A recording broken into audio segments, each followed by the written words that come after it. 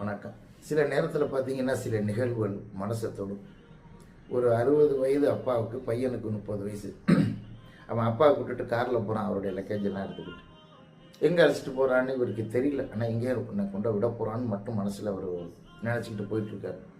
ஒரு ஆசீர்வாதத்துக்கு முன்னாடி அப்பா இறங்க சொல்லிவிட்டு, அப்பா நீங்கள் முன்னாடி போங்க, நான் பின்னாடி லக்கேஜ் எடுத்துகிட்டு வரேன்னு சொல்லி இவர் போயிட்டு அந்த நிர்வாகி பார்த்துட்டு கை கொடுத்து பேசிகிட்டு இருக்கார். பேசிகிட்டு இருக்கும்போது இவன் லக்கேஜை கொண்டு போகிறான். லக்கேஜை வாங்கிட்டு, என் லக்கேஜை நான் வாங்கிட்டு உள்ளே போகிறேன்ப்பா அப்படின்னு அப்பா உள்ளே போகிறார்.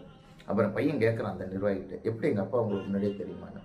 அப்போ அவர் சொல்கிறாரு, தெரியும், ஒரு தடவை தான் பார்த்துருக்கேன். 30 வருஷத்துக்கு முன்னாடி இந்த ஆசீர்வாதத்துக்கு உன்னை தத்தெடுத்துட்டு போனார். அப்புறம் 30 வருஷம் கழிச்சு தான் அவரை இன்றைக்கி நான் சந்திக்கிறேன் அப்படின்னா. அப்போ அவன் மனநிலை எந்த நிலையில் இருந்திருக்குன்னு யோசிச்சு பாருங்கள்.